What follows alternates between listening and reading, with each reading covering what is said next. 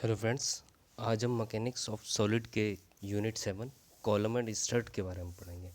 Column और stud क्या होते हैं? ए मेंबर ऑफ स्ट्रक्चर और bar which carries an axial compressive load, यानी कोई भी ऐसा बार या बॉडी जिस पर अक्षीय संपीड़ित लोड लगा होता है उसे हम स्टड कहते हैं। स्टड वो होता है जो वर्टिकल नहीं होते हैं। वर्टिकल का मतलब सीधे। ऊर्ध्वाधर, ऊर्ध्वाधर के अलावा कोई भी बॉडी जिस पर अक्षीय संपीड़न भार लगा होता है उसे हम स्टड कहते हैं। और कोई भी मेंबर जो वर्टिकल होगा यानी ऊर्ध्वाधर होगा, यानी हॉरिजॉन्टल से 90 डिग्री पर होगा और उस पर एक्सियल कंप्रेसिव लोड होगा, यानी अक्षीय संपीड़न लोड लगा होगा, उसे हम कॉलम कहेंगे। Generally A member in any position other than vertical, यानी कोई भी मेंबर जिसकी पोजीशन वर्टिकल ना हो यानी ऊर्ध्वाधर ना हो और उस पर कंप्रेसिव लोड लगा हो एक्सियली, यानी अक्षीय अक्ष पर संपीड़ित लोड लगा हो, उसे हम स्टड कहेंगे। और कोई मेंबर कंप्रेसिव लोड लगा हो और वो वर्टिकल हो, उसे हम कॉलम कहेंगे। नेक्स्ट है हमारा the failure of such member, मतलब कॉलम और स्टड किस कंडीशन में फेल होते हैं। पहली कंडीशन है बाय प्योर कंप्रेशन, यानी प्योर संपीड़न। इसमें क्या होता है, जो छोटे कॉलम होते हैं अगर उनमें हम एक्सियल कंप्रेसिव लोड लगाते हैं तो उनमें क्रशिंग हो जाती है, तो उस कारण ये फेल होते हैं। दूसरा है बकलिंग। बकलिंग होता है बहकाव।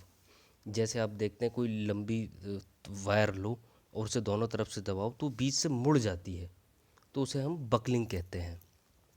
इस कारण से फेल होते हैं। तीसरा है combination of both and depends upon slenderness ratio. Slenderness ratio कहते हैं हम तनुता अनुपात, वो हम आगे पढ़ेंगे तनुता अनुपात क्या होता है। तो ये इन तीन कारणों से हमारे स्टड और कॉलम फेल होते हैं। कुछ इंपॉर्टेंट डेफिनेशन है, जैसे पहली सिलेंडरनेस रेशो। सिलेंडरनेस रेशो क्या है? It is the ratio of unsupported length, यानी बिना सपोर्ट के किसी बार या बॉडी की जो लेंथ है वो, of the column to the minimum radius of gyration. Gyration है घूर्णन त्रिज्या, यानी अनसपोर्टेड लेंथ और घूर्णन त्रिज्या के अनुपात को हम तनुता अनुपात कहते हैं। इसे स्मॉल के से डिनोट करते हैं, यानी small K is equal to capital L upon capital K. Capital K हमारा घूर्णन त्रिज्या, इसकी कोई यूनिट नहीं होती। अगला है बकलिंग फैक्टर, जिसे हम कहते हैं बकलिंग गुणांक। It is the ratio of equivalent length. Equivalent length क्या होती है?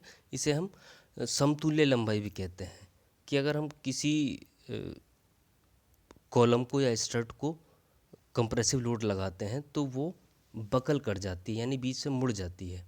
तो उस लोड के लगाने के बाद जो विस्थापन हुआ उसमें, और जब जो लंबाई हमें मिली है विस्थापन के बाद, उसे हम इक्विवेलेंट लेंथ या समतुल्य लेंथ कहते हैं। आगे पढ़ेंगे तो इसे पढ़ें हम। It is the ratio of between the equivalent length of the column to the minimum radius of gyration, यानी समतुल्य लंबाई और घूर्णन त्रिज्या के अनुपात को हम बकलिंग फैक्टर कहते हैं या बकलिंग गुणांक कहते हैं। अब आगे समतुल्य लंबाई, जैसे मैंने अभी बताया, इसे पढ़ेंगे। किसी कॉलम या स्टड पर बकलिंग लोड लगने से उसकी जितनी लंबाई में अपनी प्रारंभिक स्थिति में विस्थापन हो गया, उस लंबाई को उस कॉलम की समतुल्य लंबाई कहते हैं। आगे है बकलिंग लोड, या इसे हम क्रिपलिंग लोड भी कहते हैं या क्रिटिकल लोड भी कहते हैं, जिसे हम क्रांतिक भार हिंदी में कह देते हैं। द मिनिमम कंप्रेसिव लोड, यानी वो मिनिमम संपीड़ित लोड जिसके कारण कॉलम बकल कर जाता है, यानी बकल का मतलब बहक जाना, मुड़ जाना, उसे हम बकलिंग लोड या क्रिपलिंग लोड कहते हैं। और ये जो बकल है जनरली वहाँ होगा जहाँ जो घूर्णन त्रिज्या है सबसे कम होगी। जैसे इस डायग्राम में देख सकते हैं, ये बीच से बकल हुआ है। इनिशियल पोजीशन इसकी स्ट्रेट थी, हमने इस पर कंप्रेसिव यानी संपीड़ित लोड लगाया एक्सियली, और ये बीच से बकल कर गया। अगला है सेफ लोड। सेफ लोड क्या होता है? ये रेशो है बकल लोड और फैक्टर ऑफ सेफ्टी का, यानी buckling load upon factor of safety. Factor of safety हम पहले पढ़ चुके हैं, उसे हम कहते हैं सुरक्षा गुणांक, फैक्टर ऑफ सेफ्टी को हिंदी में। और फैक्टर ऑफ सेफ्टी किसका रेशो है, मैक्सिमम स्ट्रेस यानी जो सबसे मैक्सिमम प्रतिबल है अपॉन वर्किंग स्ट्रेस, जो कार्यकारी स्ट्रेस है उसके अनुपात को हम सुरक्षा गुणांक कहते हैं। अगला है टाइप्स ऑफ कॉलम, कॉलम के प्रकार। कॉलम 3 प्रकार के होते हैं, शॉर्ट कॉलम, मीडियम कॉलम और लार्ज कॉलम। तो शॉर्ट कॉलम सबसे पहले हम पढ़ेंगे। शॉर्ट कॉलम वो कॉलम होते हैं जिनकी लंबाई कॉलम के डायमीटर के 8 गुने से कम होती है, उसको हम शॉर्ट कॉलम कहते हैं। यानी एल अगर उसकी लंबाई है तो वो छोटी होगी 8d के, डी अगर उसका डायमीटर है तो। ये जनरली इनमें क्या होता है, ये जो कंप्रेसिव स्ट्रेस है, डायरेक्ट कंप्रेसिव स्ट्रेस है, उसी के कारण ये फेल होते हैं। इनमें बकलिंग नहीं होती है, यानी वो बीच से मुड़ते नहीं हैं, बीच से टूट जाते हैं। और इनका जो सिलेंडरनेस रेशो है, यानी जो तनुता अनुपात है इनका, हमेशा 32 से कम होता है। आगे है medium size column. Medium size column वो होते हैं जिनकी लंबाई 8 से 30 डायमीटर तक होती है, यानी एल हमेशा जो छोटी होगी 30d से, यानी 30 इंटू डी से कम होगी, उसको कहते हैं हम मीडियम साइज कॉलम। और मीडियम साइज कॉलम का जो सिलेंडरनेस रेशो होता है यानी तनुता अनुपात, हमेशा 32 से 120 के बीच होगा।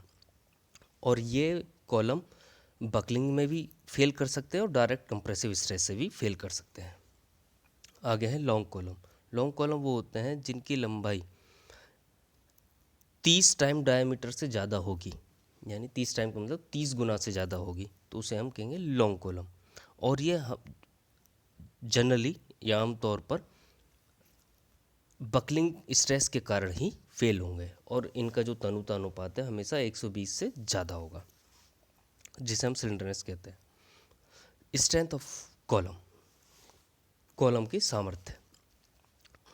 जो कॉलम की सामर्थ्य दो चीज़ों पर डिपेंड करती है। पहला, एंड कंडीशन क्या है, दूसरा तनुता अनुपात पर, यानी सिलेंडर रेशो पर, और जो कॉलम की एंड कंडीशन क्या है, हम कॉलम की एंड कंडीशन आगे पढ़ेंगे, तो इन दोनों पर कॉलम की स्ट्रेंथ डिपेंड करती है।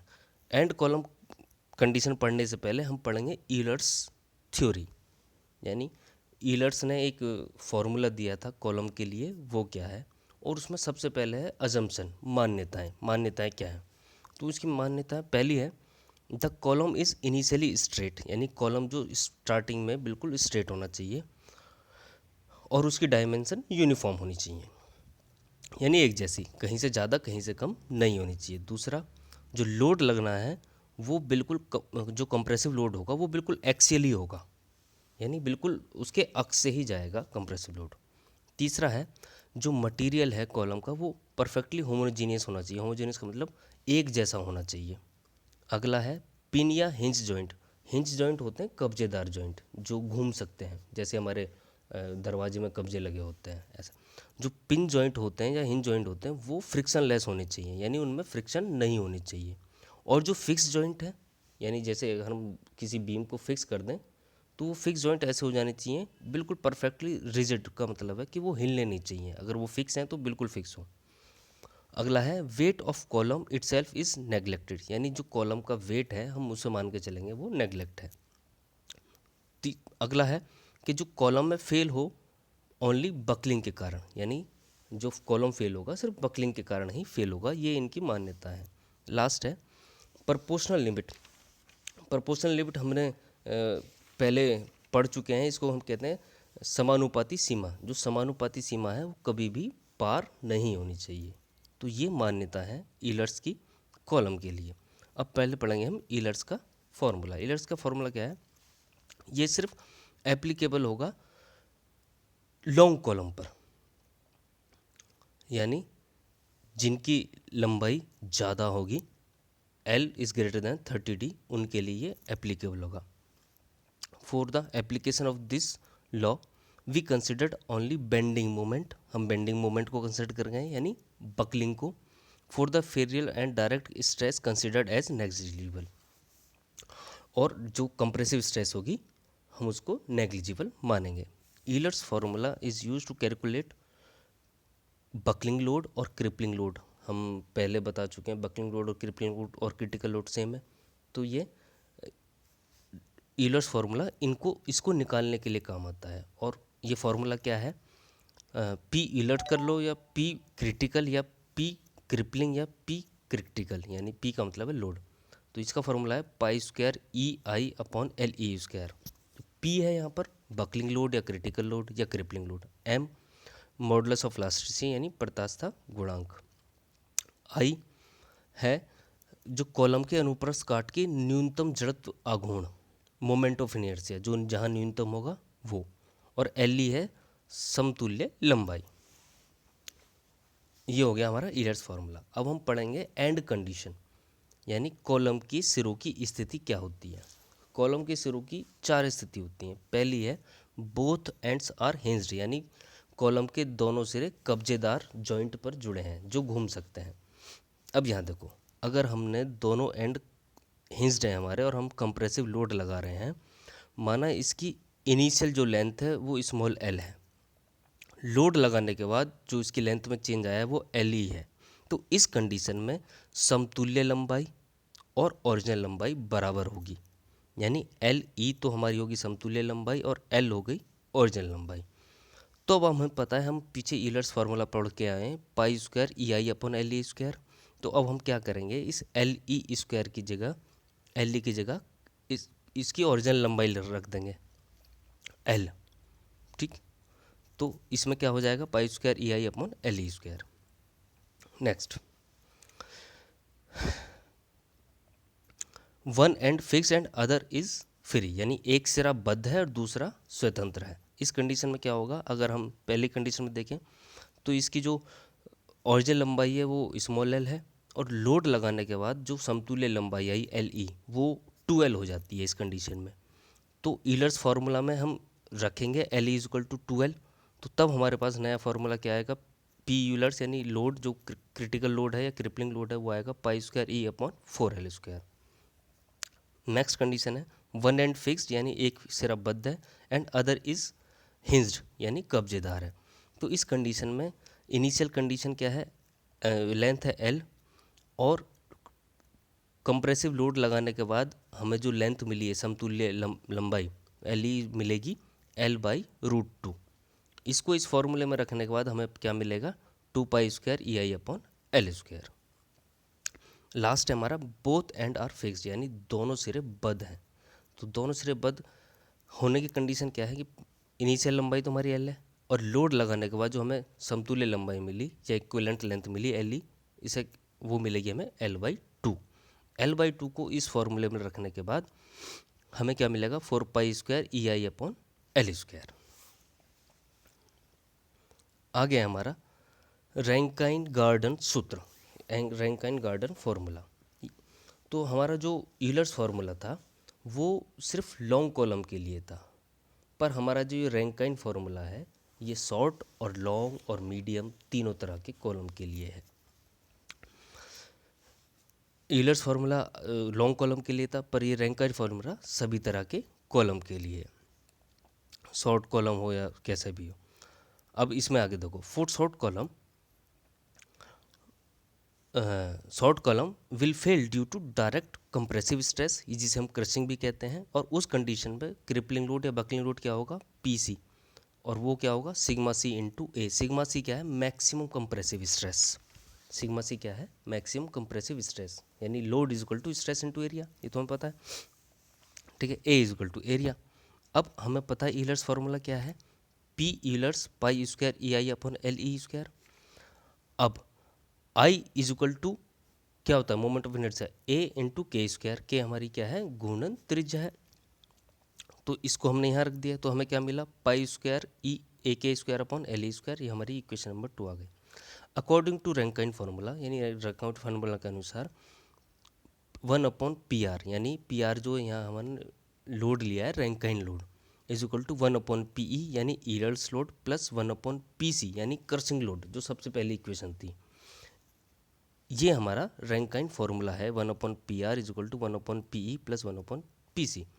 अब यहाँ पर हमने क्या किया, पी आर ये पी सी पी कॉमन लेकर हमने यहाँ से पी आर की वैल्यू निकाली, तो पी आर की वैल्यू यहाँ से क्या आएगी, P C P C 1/1 plus P C upon P E. यहाँ पर सारी ऊपर इक्वेशन नंबर 1 से पी सी की वैल्यू रख दी, इक्वेशन नंबर 2 से पी ई की वैल्यू रख दी। इन दोनों को सॉल्व करने के बाद हमें मिला sigma C dot into A upon 1 plus sigma C L E square upon pi square E into K square. अब ये जो टर्म है सिग्मा सी पाई स्क्वायर ई, इसको हमने मान लिया ए कांस्टेंट, इसे कहते हैं हम रैंकाइन कांस्टेंट। तब हमें रैंकाइन लो फॉर्मूला क्या मिला, P R is equal to sigma C into A upon 1 plus A L E square upon K का whole square. Thank you friends.